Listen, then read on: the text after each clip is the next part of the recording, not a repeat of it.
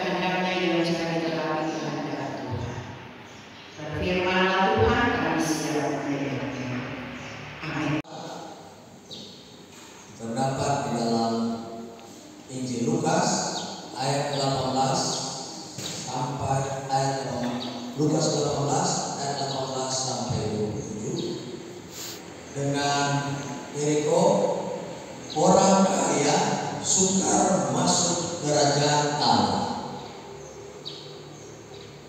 Ada seorang pemimpin bertanya kepada Yesus, katanya, "Guru yang baik, apa yang harus aku perbuat untuk memperoleh hidup yang kekal?" Jawab Yesus, "Mengapa kau katakan aku baik? Tak seorang pun yang baik selain daripada Allah saja. Engkau tentu mengetahui segala perintah Allah. Jangan berzina, jangan membunuh, jangan mencuri, jangan mengucapkan saksi dusta, hormatilah ayah dan ibumu." Kata orang itu, "Semuanya itu telah kuturuti sejak masa mudaku." Mendengar itu Yesus berkata kepadanya, "Masih tinggal satu hal lagi yang harus kau lakukan. Jualah segala yang kau miliki dan bagi-bagikanlah itu kepada orang-orang miskin. Maka engkau akan beroleh harta di sorga. Kemudian datanglah kemari dan ikutlah aku." Ketika orang itu mendengar perkataan itu, ia menjadi amat sedih sebab ia sangat kaya. Lalu Yesus memandang dia dan berkata, "Alangkah sukarnya orang yang beruang masuk ke dalam kerajaan Allah. Sebab lebih mudah seekor unta masuk melalui lubang jarum daripada seorang kaya masuk ke dalam kerajaan Allah." Dan mereka yang mendengar itu berkata, "Jika demikian, siapakah yang dapat diselamatkan?" Kata Yesus, "Apa yang tidak mungkin bagi manusia, mungkin bagi Allah." Demikianlah firman Tuhan. Damai di hati, tidak sebagai dia. Saudara semua yang dikasihi oleh Tuhan Yesus Sudah? Kristus, Cek aja. dalam tradisi dari orang-orang yang ada di bagian Timur Tengah, termasuk orang Yahudi, saat mana mereka bertemu dengan seseorang, ketika mereka Dua-dua ada harapan bahwa ada balasan. Kita pilih lagi dua-dua Sama dia sama di hati, dia balas sama hati. Damai sejahtera, balas dua-dua. Sehat-sehat, semoga sehat-sehat. Begitu. Tradisi harus ketika kita melakukan, orang berharap harus ada balasan. Kirim di grup. Itulah yang kirim di tepi pribadi. juga dilakukan oleh seorang muda yang kaya yang diceritakan dalam pembacaan kita di minggu yang berjalan ini dalam Injil Lukas pasal 18 ayat 18 sampai 27. Ketika dia menyapa Yesus guru yang baik, karena dia sebagai pemimpin, dia menyapa, maka sesungguhnya yang dia harapkan adalah Yesus akan mengatakan, "Halo pemimpin yang baik." Selamat lagi waktu kan? Selamat lagi waktu. Tetapi dia tidak mendapatkannya. Justru Yesus mau mengatakan kepadanya, "Mengapa kau katakan aku baik?" Yesus mau mengatakan bahwa cuma Tuhan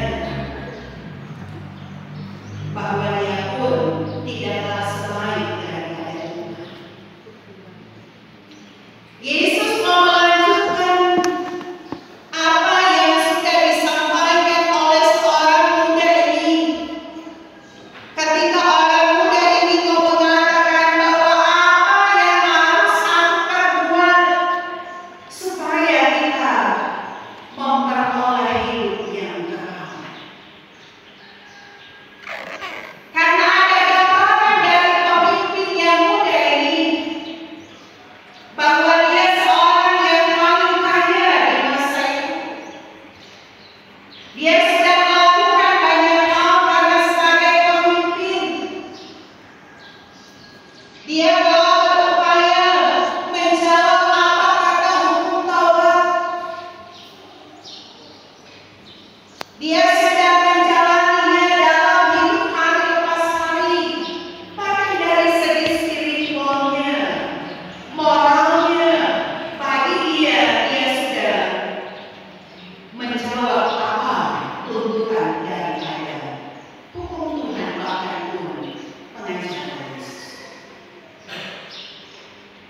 Sehingga dia sangat berharap bagaimana ada jawaban pasti yang akan dia dapatkan untuk dia boleh mendapatkan tempat, yaitu kehidupan yang kekal. Tetapi apa yang Yesus katakan kepadanya? Masih ada satu. Sudah apa? Dia mau mengatakan, artinya dialog itu, dia mempertanyakan apa itu satu. Yesus mengatakan, jual semua dan harta, mengenal lahir orang, baru datang kita ikut. Reaksi yang muncul dari seorang muda ini adalah kesedihan. Raut muka yang sedih, sebab dia membayangkan di masa itu dia paling kaya. Dia punya segalanya, kemudian menjual, kemudian mesti mau berbagi, baru dia ikut Yesus. Berat rasanya hatinya untuk menjawab itu. Dia pun tidak dapat menyampaikan kepada Yesus tentang syarat yang dikatakan oleh Yesus. Karena dia membayangkan dia berkekayaan. Dia membayangkan harta yang ada dalam dirinya. Dia membayangkan kalau dia mesti mau jual semua berarti dia habis. Dialog ini memang sesungguhnya seakan bisa membawa kita pada cara berpikir kita yang mungkin mau mengatakan kalau itu orang yang boleh kaya. Untuk orang sudah mencari, orang sudah lelah berupaya supaya orang dapatkan kedudukan, dapatkan jabatan, orang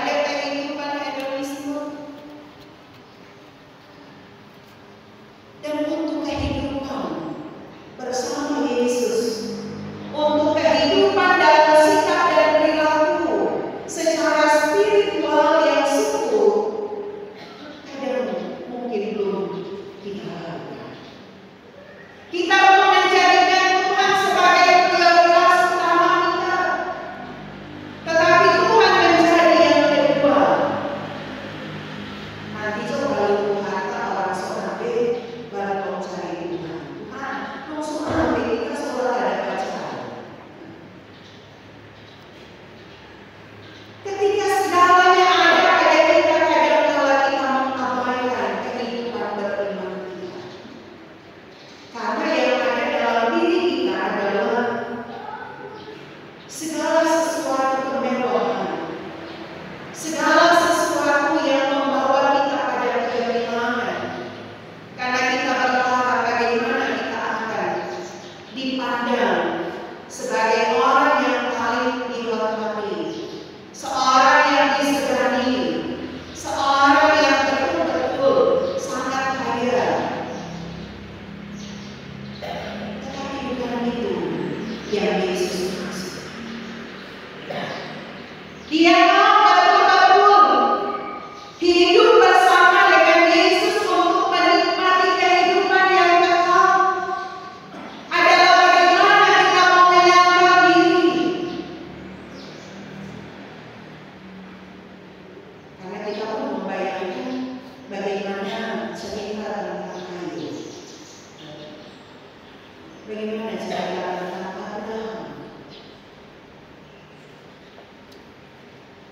Mereka punya segalanya. Mereka kaya. Mereka beriman kepada Tuhan. Tapi bagaimana mereka diuji? Abraham ketika sudah umur yang lanjut, dia sangat berharap bagaimana janji Tuhan supaya dia diberkati dengan keturunan yang banyak, yang dikatakan bagaikan pasir. Mari setua tunda anak. Ketika setua dia diuji, bawa sampai anak, bawa ibu, karena mau dipersukakan. Satu permohonan yang hebat, tapi dia tidak mau. Dia berupaya melakukannya, tetapi Tuhan menyenangkan. Ayub pun seperti itu. Dia kehilangan harta dan kekayaannya. Dia digolongkan orang juga yang paling kaya. Dia ditinggalkan oleh teman-temannya. Dia dihujat oleh istrinya. Dia kehilangan anak-anaknya. Tetapi dia hanya terus beriman kepada Tuhan. Dia mengalami penyakit yang hebat. Tetapi karena dia punya iman, ternyata iman yang mampu menyelamatkan dia. Dan Tuhan mengembalikan semua yang hilang dari kehidupan. Tantangan bagi kita sekarang, apakah kita juga mau?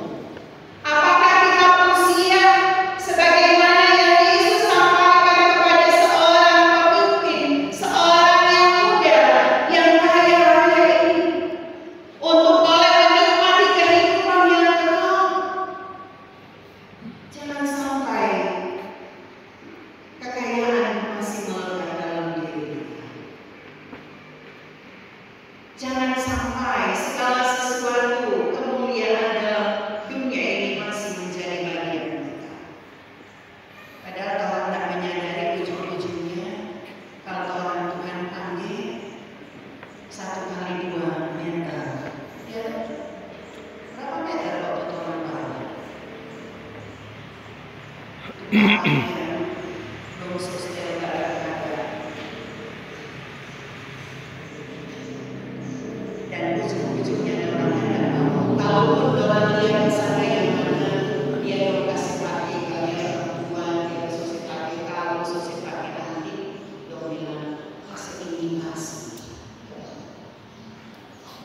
Karena kalau mau kasih dia asli, kalau mau dibongkar dia dibongkar. Karena mungkin kalau dia biasa keluar pakai. Tapi sekali lagi Tuhan tidak mengatakan bahwa lo tidak perlu kaya, tidak. Tuhan tidak mengatakan bahwa lo tidak harus berusaha untuk boleh mendapatkan berkat dan mengumpulkan harta sebanyak-banyaknya. Dia tidak melarang hal itu. Karena firman-Nya dia katakan, usahakanlah karena ini. Tetapi dia mau jangan sampai kita yang punya kerinduan untuk menikmati kehidupan yang kekal, kita tidak mampu menanggalkan dosa, kehidupan duniawi